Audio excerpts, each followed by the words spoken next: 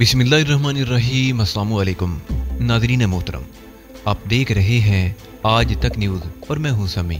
तो जानती उसके बाद तुम्हें क्या करना है? मैंने कैथी ब्राउन को मुखातिब करके कहा। हाँ, उसके बाद फौरन हम जजीरे को तहस नहस कर देंगे, कैथी ने जवाब दिया। वो तो तुम कर ही दोगी, लेकिन ये भी सोचा है कि उन 250 सेऊनी एजेंटों का क्या बनेगा जो गोटे हिल में मौजूद हैं? उनका मामला तो तुम पर छोड़ दिया गया है। जब तुम कहोगे उनके खिलाफ कोई कार्रवाई हो जाएगी। तहजीब की रिहाई में कामयाबी हासिल करने के बाद जजीरा मर्ग पर पहला बम गिराया जाने से कबल उन सबको गिरफ्तार हो जाना चाहिए। बहुत मुनासिब है अली, मैं अभी मुतलका महकमों को अलर्ट किए देती हूँ। मैंने जनरल टेरेस की तरफ देखा। उसकी आंखों में नींद का खुमार नहीं था, चेहरे पर शब बेदारी के आसार नहीं थे। अलबत्ता वो बेहद मुतफिक्र नजर आ रहा था। उसके तफक्कुरात का बायस वही मुहिम हो सकती थी जो तहजीब की रिहाई के लिए रवाना की गई थी। मेरी ख्वाहिश थी कि तहजीब और बूढ़ को रिहा कराने की गर्ज से मैं खुद जजीरा मर्ग जाता, मगर आदमी की हर ख्वाहिश कहाँ पूरी होती है। हर चंद की ये ऐसी ख्वाहिश थी जिसके पूरा न होने का कोई इम्कान नहीं था। उसके बावजूद जब तहजीब को रिहा कराने की कोशिशें की जा रही थी, मैं उससे 20 मील के फासले पर बेबस वक्त गुजार रहा था, या शायद वक्त मुझे गुजार रहा था। कभी यूं भी होता है कि आदमी हर इख्तियार खो बैठता है, खुद को बेवकूत बेरहम लहरों के हवाले कर देता है। मैं भी ऐसी एक मंजिल में फंस गया था।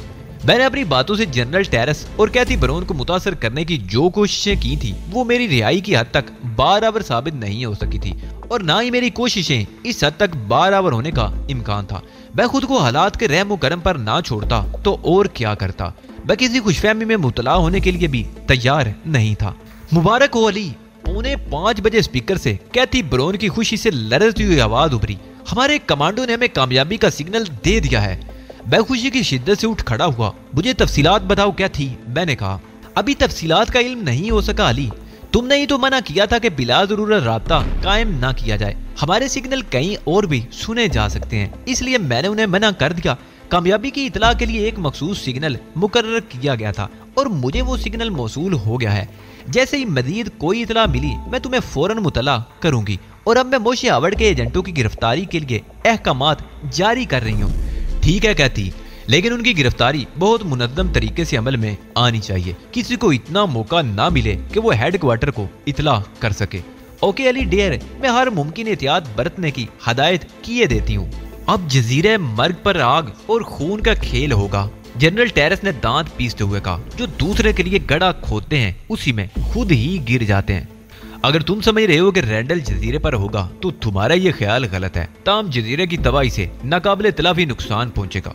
लेकिन तुम तो कह रहे थे कि जजीरे पर तुम्हारी उससे गुफ्तगू होती रही है, जनरल ने चौंक कर कहा।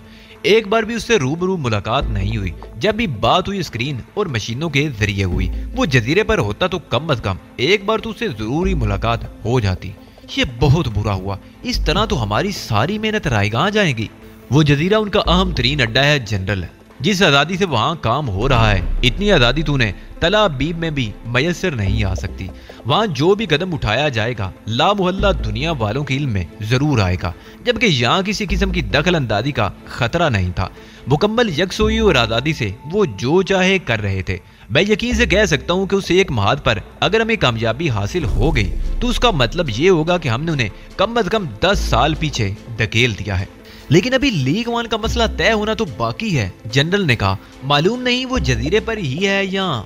ये सब मसाइल सानवी हैसियत के हामिल हैं जनरल। अपनी तमाम तर अहमियत के बावजूद लीग वन हमारे मिशन की राह में रुकावट नहीं बन सकता। क्या तुम ये गवारा कर लोगे कि उसकी जान बिला वजह जाया हो जाए? जनरल ने हैरत से कहा। इसे कुर्बानी कहते हैं जनरल। मैं फीके से अंदाज में मुस्कुरा दिया। बड़े मकासद के उसूल के लिए छोटी मोटी कुर्बानियां तो देनी ही पड़ती हैं। जो कौम कुर्बानियां पेश करने के जज्बे से आ रही हो वो कभी उबर नहीं सकती। इब्तदाई तफसीलात मालूम हो गई हैं अली, कैथी की आवाज आई। हमारी आप दोनों जजीरे से काफी दूर निकल आई हैं, लेकिन अभी तक वो जहाजों से बहुत दूर हैं। हमारे कमांडो ने न सिर्फ तहजीब और बूढ़ को जजीरा से बाहिफाजत निकाल दिया है, बल्कि उनके साथ ली कवान भी है। तहजीब और बूढ़ बेहोश हैं, जबकि ली कवान अपनी मर्जी से उनके साथ आया है।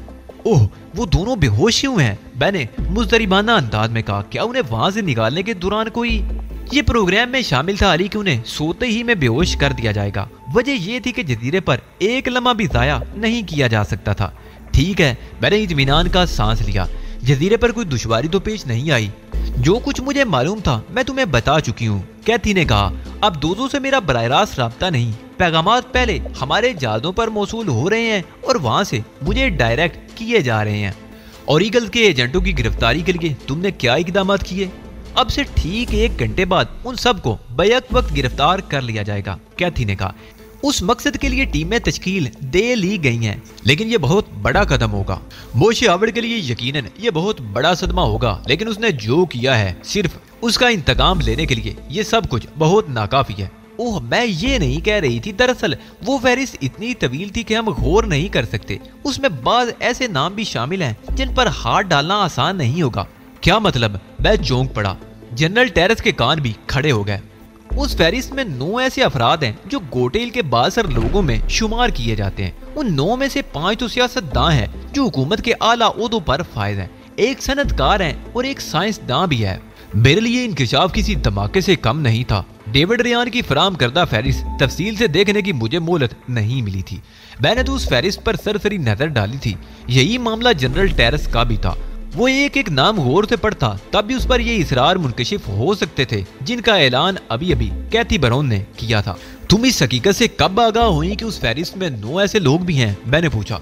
बहुत देर पहले की बात है अली, दीगर काम सर अंजाम देने के साथ साथ मैं उस फहरिस्त को भी देखती रही थी। तो फिर तुमने ये इंकिशाफ करने में इतनी देर क्यों कर दी? मेरा लहजा कदरे सख्त था। मैं किसी नतीजे पर पहुंच ही नहीं पा रही थी। दरअसल मुझे अंदाजा भी नहीं था कि इन लोगों की गिरफ्तारी की नौबत इस कदर जल्द भी आ सकती है। मुझे उन लोगों के नाम बताओ कैथी, जनरल टेरेस ने कहा, और कैथी ने उसे उन 9 अपराध के नामों से आगाह कर दिया। कैथी सारे नाम बता चुकी तो जनरल मेरी तरफ मुड़ा। तुम्हें यकीन है अली कि इस फहरिस्त में कोई गड़बड़ नहीं है? जनरल ने अजीब से लहजे में कहा, और उसके इस अंदाजे तखातुब से मैं गड़बड़ा गया। तुम ये बात क्यों पूछ रहे हो जनरल? मैंने कहा। जनरल ने एक तवील सांस ली, इसलिए कि ये तमाम अफराद हर किस्म के शक व शुबे से बालातर है। मैं सिर्फ इस बुनियाद पर इस फहरिस्त को गलत नहीं करार दे सकता कि उनमें से कुछ पर तुम्हें शुबा नहीं है। मैंने कहा, ये सब के सब मुहिब्बे वतन लोग हैं अली, गोटेल के लिए इनमें से हर एक की खिदमत नुमाया है। मैं कैसे यकीन कर लूं कि मेरे बारे में किस तरह यकीन किया था? मैंने बड़ी सादगी से कहा, या इन लोगों की खिदमत मुझसे बढ़कर है?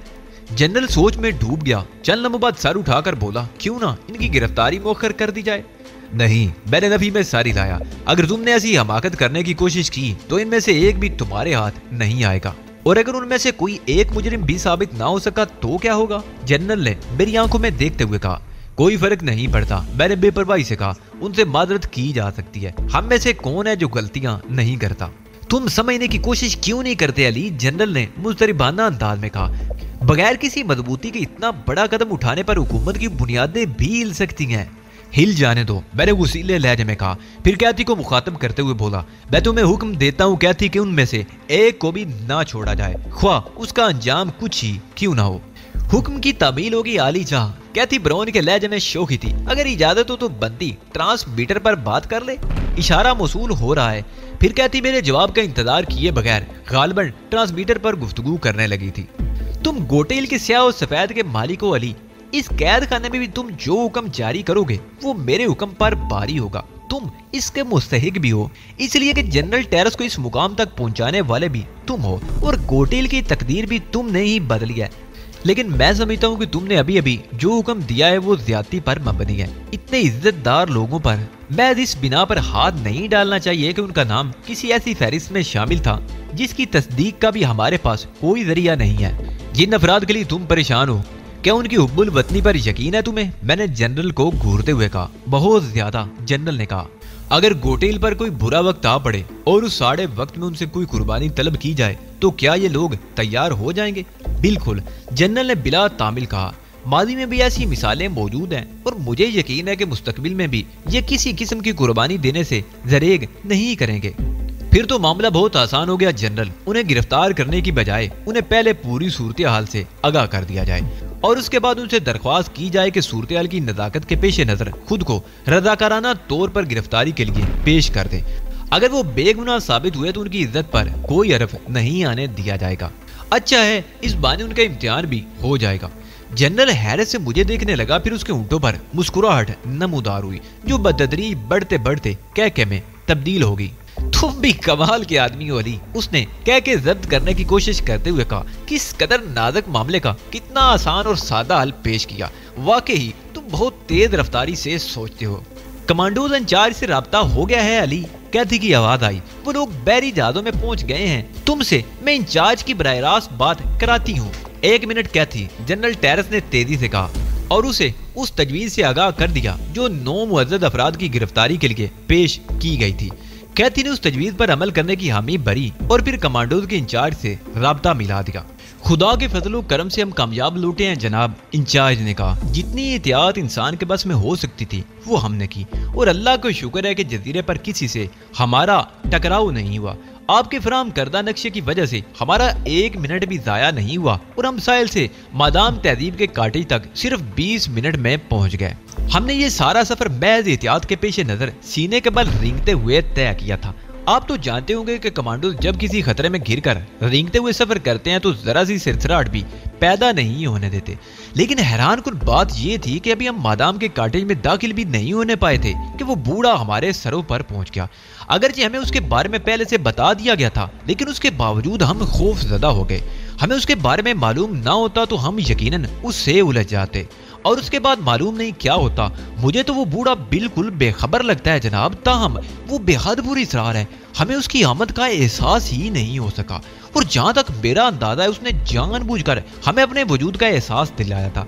जैसे ही मैंने उसे अपने नजदीक महसूस किया, मैंने मादाम कैथी की हिदायत पर अमल करते हुए जेब से रुमाल निकालकर लहराया और ये देखकर हैरान रह गया कि वो अचानक ही साकत हो गया और चंद लम्हे किसी सोच में डूबे रहने के बाद उसने इशारे से हमें अपना काम जारी रखने की इजाजत दे दी।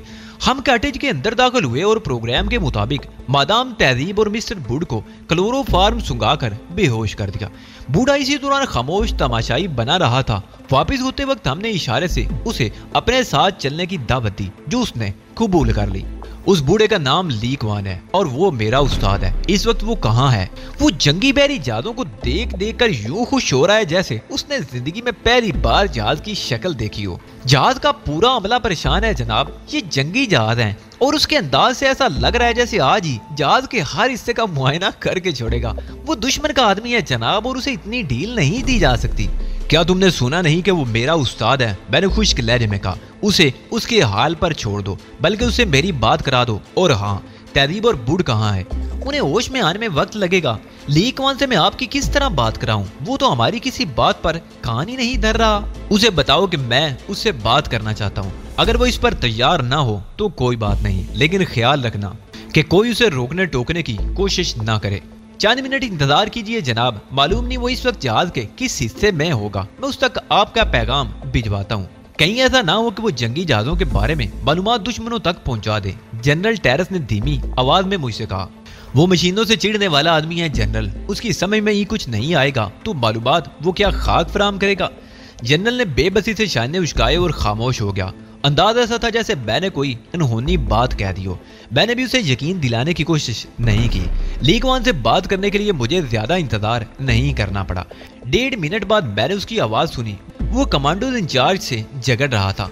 तुम बहुत झूठे आदमी हो। तुमने कहा था कि अली मुझसे बात करना चाहता है। बताओ अली यहाँ कहाँ है, वरना मैं तुम्हें माफ नहीं करूंगा। मैं जहाज पर नहीं हूँ उस्ताद मोहतरम, और उसने आपसे झूठ नहीं बोला था। मैंने ही आपको बुलवाया है। मोशी आवड़ की तरह तुम भी बुज़दिल हो अली।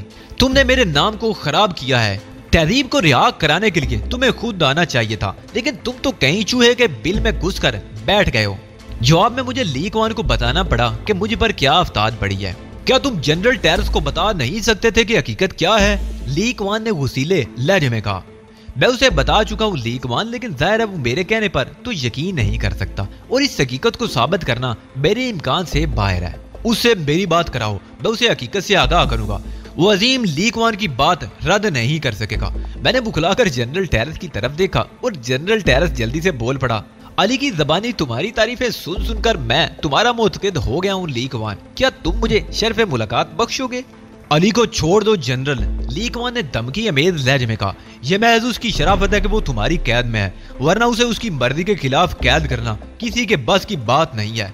मैंने उसे धोखा देकर कैद किया है ली क्वान। तुम्हारी इस बात से मैं खुद भी मुत्तफिक हूँ कि अली पर काबू पाना आसान नहीं, लेकिन मेरी मर्जी के खिलाफ यहाँ से निकलना अब अली के बस में भी नहीं रहा। अगर ये तुम्हारा दावा है तो होशियार रहना। ली कुआन का लहजा इंतहाई पुरसुकून था। अली को मैं आजाद कराऊंगा। अपने लोगों को होशियार कर दो, अगर वो रोक सके तो मुझे रोक लें। मैं हरगिज ये पसंद नहीं करूंगा मास्टर, मैंने एहतजाजी लहजे में कहा। मेरी दरख्वास्त है कि तुम इस मामले में दखल मत दो। मैं अपनी जंग खुद लड़ना चाहता हूँ। तुम नहायत नाखलफ शागिर्द हो, हर बात में उस्ताद की मुखालफत करते हो। तुम ये बताओ कि तुम जाना कहाँ चाहते हो। मैंने जल्दी से गुफ्तगू का रुख तब्दील कर दिया। वो जजीरा तो तबाह किया जाने वाला है, इसलिए तुम्हें वहां से निकाल लिया गया है। उड़ने वाली मशीन पर बिठाकर मुझे खुशकी पर किसी जगह भी पहुंचवा दो और अपने आदमियों से कह दो कि उनमें से कोई भी मुझे नहीं जानता, ना किसी ने मुझे देखा है। उसी वक्त कैथी की आवाज आई। मैंने सारी बातें सुन ली है अली, और मैं ली कुआन को हेलीकॉप्टर के जरिए नजदीक तरीन साहिल तक भिजवाने की हदायत जारी कर रही हूँ। ठीक है कैथी, मैंने कहा, लेकिन तुमने ये नहीं बताया कि जजीरे पर हमला किया गया या नहीं।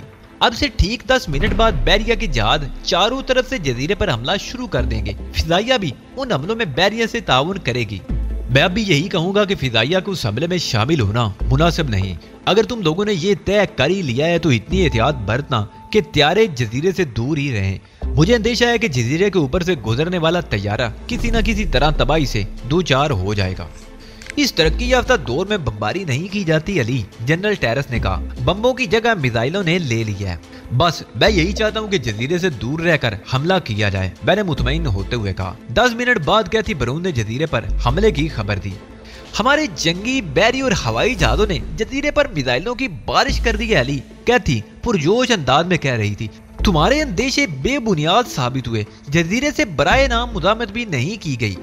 ये बड़ी खुश आइंदा बात है कैथी। मुझे खुशी है कि मेरे अंदेशे बेबुनियाद साबित हुए और यहूदियों के एक अहम ठिकाना तबाही के दहाने पर खड़ा है। मैं इस बात पर हैरान हूँ कि तुम्हारी फराम की हुई हर इतला दुरुस्त साबित हो रही है, जनरल टेरेस ने कहा। हालांकि मेरी फराम की हुई हर इतला को गलत साबित होना चाहिए था, मैंने तंजिया लहजे में कहा। जो कुछ तुमने बताया वो बहुत नाकाबिले यकीन था। मुझे अब भी यही महसूस हो रहा है जैसे मैं कोई ख्वाब देख रहा हूँ। मैंने तहजीब और बूढ़ के साथ ये भयानक ख्वाब 6 माह तक देखा है जनरल, मैंने कहा, लेकिन मुझे खुशी है कि तहजीब रिहा हो गई। उस पर तो यहूदी एजेंट होने का शुबा नहीं है ना। वो मेरी बातों की तस्दीक करेगी तो तुम्हें मजीद यकीन आ जाएगा। जजीरे से आग और धुएं के बादल उठ रहे हैं अली, कैथी की आवाज आई। हमारा ऑपरेशन मुकम्मल हो चुका है, लेकिन हमारे 3 हेलीकॉप्टर तबाह हो गए हैं। मैं चौंक पड़ा, हेलीकॉप्टर किस तरह तबाह हो गया कैथी? मैंने तेजी से सवाल किया। जजीरे की तबाही फिल्म बंद करने की गरज से ये हेलीकॉप्टर जजीरे के नजदीक पहुंच गए थे और वो तीनों ही तबाह हो गए। फिजाइया के जिन पायलटों ने हेलीकॉप्टर तबाह होते देखे हैं, उनका कहना है कि उन्होंने जजीरे से एक चमकदार लकीर बुलंद होते देखी थी, जो पलक झपकने में हेलीकॉप्टर तक पहुंची और हेलीकॉप्टर के पर खचे उड़ गए। शुक्र करो फिजाइया के त्यारे जजीरे के नजदीक नहीं गए, वरना उनका अशर भी हेलीकॉप्टरों से मुख्तलिफ न होता। जो होना था वो तो हो गया अली। तमाम त्यारे बाहिफाजत वापस आ चुके हैं और बैरी बेड़ा वापसी के लिए रवाना हो चुका है। ली कुआन को गोटेल के साहिल पर एक जगह उतार दिया गया है। उसने खुद ही वहां उतरने की फरमाइश की थी। बैरी बेड़े की वापसी फिजाइया लड़ाका त्यारों की हिफाजत में होनी चाहिए थी, कहती उन पर भी हमला हो सकता है। जनरल टेरेस ने चौंक कर मुझे देखा। ये बात तुम किस शुबे की बुनियाद पर कर रहे हो? रैंडल को जजीरे की तबाही की इतला मिल चुकी होगी और इस खबर पर वो हरगिज़ निचला नहीं बैठेगा। उसका पहला टारगेट वो बैरी जहाज होगा जिसने जजीरे को तबाह किया है। उन लोगों को मेरा मशवरा मानना पड़ा। ना मानकर वो अपने बैरी बेड़े की करकाबी का खतरा मोल नहीं ले सकते थे। मैं दुनिया का अजीब तरीन कैदी था जो कैद खाने से अहकामात जारी कर रहा था और उसके हर हुक्म पर अमल किया जा रहा था। मैं हर हुक्म जारी कर सकता था इलावा अपनी रिहाई के हुक्म के। तमाम रात आंखों ही आंखों में कट गई। जनरल ने कहा, अब तो सारे मराइल तय हो गए हैं, अब हम सुकून से सो सकते हैं। नाश्ते का मरहला बाकी है जनरल। ये मरहला तय करने के बाद वाकई ही सुकून से मैं सो सकूंगा। तुम चाहो तो इससे पहले भी सो सकते हो। नाश्ते का मरहला शुरू हुआ, मगर उसके मुकम्मल होने से कबल ही तय खाने की दीवारों में पोशीदा स्पीकर एक बार फिर जाग उठे। तहजीब मालकम एक्स से गुफ्तगू करोगे अली? कैथी बरोन की आवाज आई। नहीं कहती, मैं तहजीब या बूढ़ से बात नहीं करना चाहता।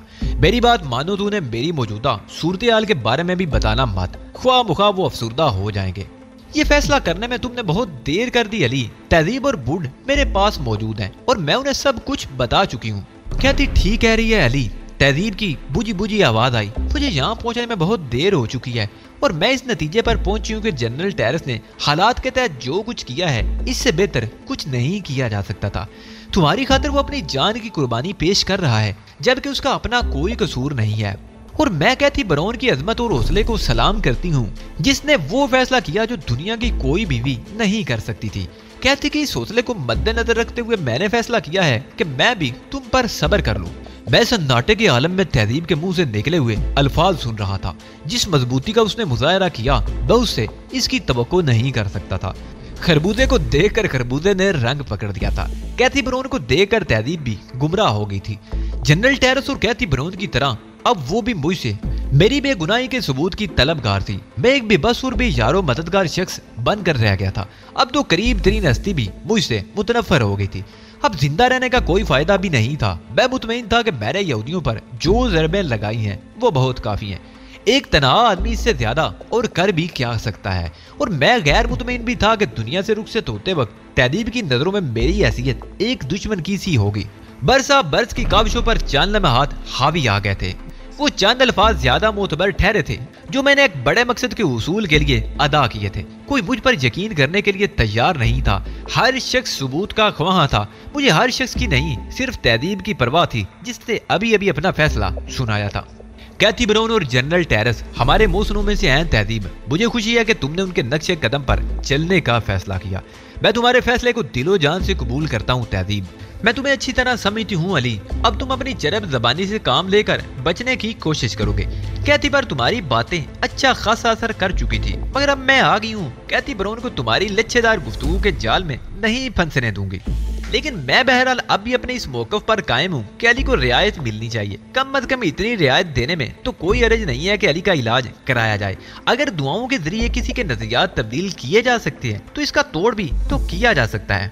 मैंने अपनी आंखों से वो मंदिर देखा था कैथी जब अली पर वो अमल किया गया था।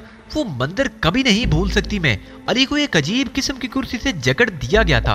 उसके सर पर एक आयनी हेलमेट बांध दिया गया था जिसके बिजली के कुछ तार निकलकर एक मशीन तक जा रहे थे। वो मशीन ऑन की गई तो उससे जन्नाटेदार आवाज निकल रही थी। फिर एक आदमी एक केन के जरिए अली के माथे पर कोई स्प्रे कर रहा था और दूसरा अपने नजरियात बता रहा था। मालूम नहीं ये दोनों में से किस चीज का असर था कि अली मसूर नजर आने लगा। ये बिल्कुल किसी सादतमंद बच्चे की मानिद नजर आ रहा था और जो कुछ वो कह रहे थे उसे यूं दोहरा रहा था जैसे वो नजरियात उसका ईमान बन गए हो। मैं कैसे मान लूं कि उस साइंटिफिक अमल का कोई तोड़ भी मुमकिन है और अगर है तो उसे दरियाफ्त किया जा सकता है या उस पर अमल भी किया जा सकता है। तुमने सुन लिया अली, जनरल ने मुझे मुखातिब किया। ये तहजीब के ख्यालात हैं। तुमने खुद ही कहा था कि तहजीब तुम्हारी बातों की मज़ीद तस्दीक कर देगी। अब तहजीब के ख्यालात जानने के बाद तुम मुझे किस हद तक मुर्दे इल्जाम ठहराओगे? मैं तुम्हें कब मुर्दे इल्जाम ठहराया है जनरल? ना ही तहजीब का कोई कसूर है। जो कुछ उसने देखा बयान कर दिया।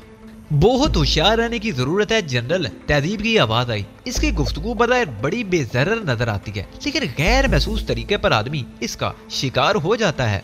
मैं बस ये चाहता हूँ कि मेरे बाद यहूदी सुकून से ना बैठने पाए। कुछ लोग होने चाहिए जो उन्हें जिक पर जिक पहुंचाते जाएं। मैं और कैथी ब्राउन मिलकर तुम्हारे मिशन को आगे बढ़ाएंगे अली, तहजीब ने जहरीले लहजे में कहा। तुम्हें इस तरफ से फिक्रमंद होने की जरूरत नहीं है। उसके बाद स्पीकर ऑफ हो गया। तहजीब का रवैया मेरी तवक्कुआत के बरक्स था। मैं सोच भी नहीं सकता था कि वो इस हद तक मेरे खिलाफ हो चुकी होगी।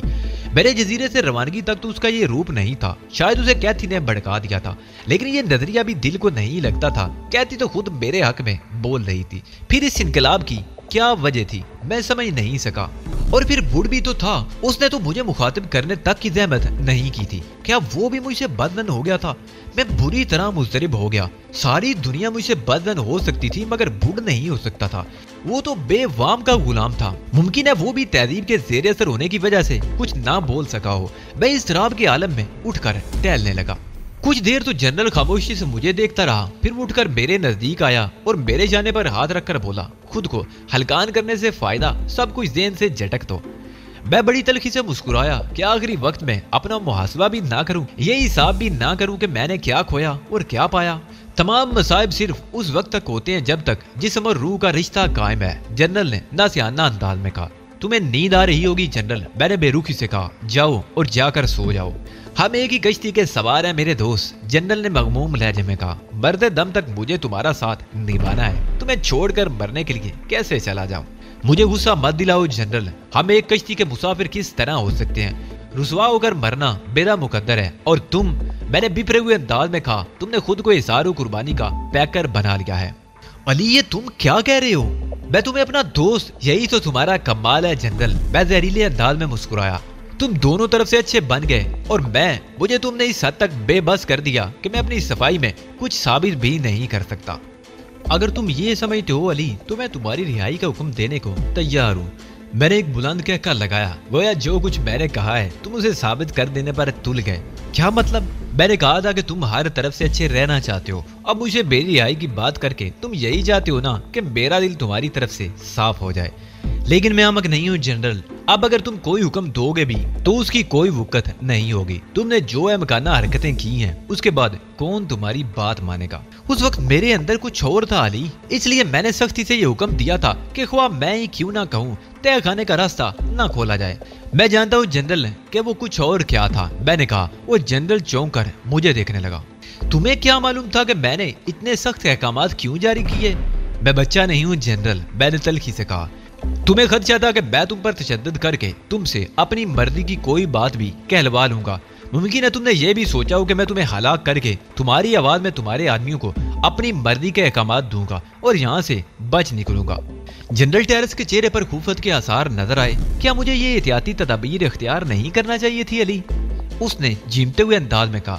यह सवाल खुद से करो जनरल, और मौजूदा सूरत हाल को मद्देनजर रखते हुए तजदिया करो। मैंने जो कुछ भी सोचा था वो महज एहतियात के पेश नजर था, उसका ये मतलब तो नहीं। ख्वाह एहतियाती तदाबीर के तौर पर ही सही, तुमने मेरी तरफ से बदगुमानी तो की, मैंने बड़े खराब लहजे में कहा। तहजीब की बेरुखी के बाद मैं खुद पर काबू खो बैठा था। तुम अव्वल व आखिर एक जनरल हो, हर हाल में अपनी फतह के ख्वाह हो, ख्वाह वो फतह किसी भी कीमत पर क्यों ना हासिल हो। तुम्हें वाकई ही मुझसे ये खतरा था कि मैं तुम पर हमला कर बैठूंगा, इसलिए तुमने इब्तदा ही में मुझे ये इतला फराम कर दी थी कि अगर तुम कहोगे तो भी तय खाने का दरवाजा नहीं खोला जाएगा। क्या तुम्हें हर बात से आगाह कर देना मेरा फर्ज नहीं था? जनरल ने अफसुर्दगी से कहा। और मुझसे जो कोताही हुई उसका एतराफ तो मैं कर ही चुका हूँ। मैंने तुम्हें लाजवाब कर दिया था। तुम्हारे पास अपनी गलती के इतराफ के सिवा और कोई रास्ता भी नहीं था। मुझे सिर्फ इस बात का गम है कि तुमने मेरा ईमेल तबाह कर दिया और तहजीब की नजरों में तबाह किया। जनरल ने सर झुका लिया और बूझल कदमों से चलता हुआ वापस कुर्सी पर जाकर बैठ गया। काश उस गलती का मुदावा करना मेरे बस में होता। बड़े लोगों का काम गलतियां मिटाना नहीं, उनका काम सिर्फ गलतियां करना होता है। तुम क्यों फिक्रमंद हो जनरल? तुमने जो गलती की है उसे भी दूसरे भुगत लेंगे। अचानक स्पीकर से कैथी ब्राउन की आवाज आई। तहजीब की हालत ठीक नहीं है जनरल।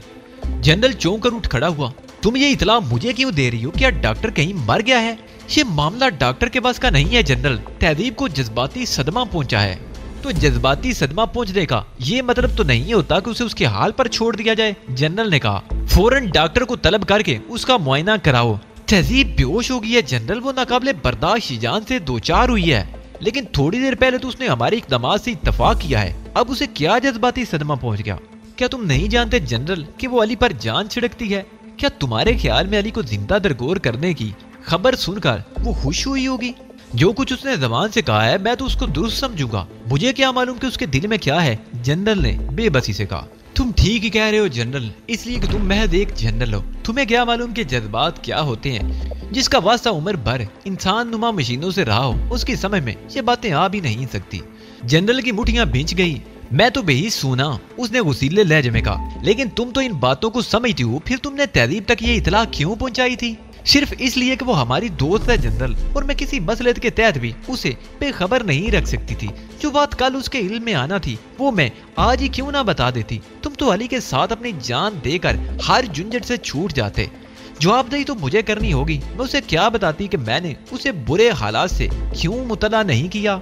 तुम अपने हवासों में नहीं हो कहती। मैंने तुम्हें बहुत बड़ी जिम्मेदारी सौंपी है। तुम्हें जज्बात में नहीं उलझना चाहिए था। अगर अली को कुछ हुआ तो तहजीब भी जिंदा नहीं रह सकेगी, और मैं ये बात पूरी जिम्मेदारी के साथ कह रही हूँ जनरल। एक मुजरिम की खातिर एक बेगुनाह की जान से खेला नहीं जा सकता, खास तौर पर इस सूरत में कि मुजरिम के बेगुनाह होने के पूरे इम्कानात मौजूद हो और जिसकी जान जाने का खतरा हो, उससे हमारे बहुत करीबी ताल्लुकात हो। तुम पागल हो गई हो क्या थी जनरल दाड़ा? मुझे एहसास हो रहा है कि मैंने तुम्हें इंचार्ज बनाकर गलती की है। मुझे पहले ही सोच लेना चाहिए था कि तुम एक औरत भी हो। जिसे तुम गलती कह रहे हो वो तुम्हारा वाहिद सही फैसला था जनरल। मेरे सिवा कोई और इस मौके पर फैसला नहीं कर सकता था जो मैंने किया है, और मुझे यकीन है कि मैंने गलत फैसला नहीं किया। मैं अली की रिहाई का हुक्म दे रही हूँ। कैथी बरोन, जनरल की दाढ़ से तय खाना गूंज उठा। तुमने ये हमाकत की तो मैं तुम्हें माफ नहीं करूंगा। हालात ने अचानक ही एक नई करवट ले ली थी और मैं हैरान था कि इस मौके पर मुझे क्या करना चाहिए। मैंने बहुत तेजी से फैसला किया। वो तेजी से ही फैसला करने का वक्त था, वरना मैं सूरत-ए-हाल अपने हक में नहीं कर सकता था। तुम जनरल को धोखा दे सकती हो, मुझे नहीं। मैंने बड़ी तेजी से कहा, तुम जो कुछ भी कर रही हो अच्छा नहीं कर रही। जनरल ने चौंक कर मुझे देखा। उसकी समझ में कुछ नहीं आया था। मैं जो कुछ भी कर रही हूँ अपनी जिम्मेदारी पर कर रही हूँ, कैथी ने खुश्क लहजे में कहा। तुम इसे क्यों मना कर रहे हो? जनरल ने हैरत से कहा। तुम्हें तो इससे बेहतर मौका मिल ही नहीं सकता। ये कैथी बरोन नहीं है जनरल, तहजीब माल्कम एक्स है, इसलिए मैंने इसे मना किया है। जनरल ने बेयकीनी से मुझे देखा। तुम इतनी आसानी से भी मजाक कर सकते हो? उसने अजीब से लहजे में कहा। तो फिर वो वजह बता दो जिसके तहत चंद मिनट के अंदर अंदर कैथी बरोन ने अपना फैसला तब्दील कर दिया। मुझे इन चक्करों में पड़ने की जरूरत नहीं अली। अब ऐसा भी क्या कि मैं कैथी की आवाज भी पहचान ना पाऊं। तुम नहीं पहचान सके जनरल, मगर मैंने पहचान लिया। ये तहजीब ही है। और तहजीब, मैं तुमसे कह रहा हूं कि किसी हमाकत में पड़ने की जरूरत नहीं है। तो क्या मैं तुमको जिंदा दरगोर हो जाने दूं? अचानक तहजीब बोल पड़ी। ये कभी नहीं हो सकता, कभी नहीं हो सकता। मैं तुमसे सवाल करती हूँ, मेरी जगह तुम होते तो तुम्हारा रद्द अमल क्या होता? जनरल तो एकदम ही सन्नाटे में आ गया।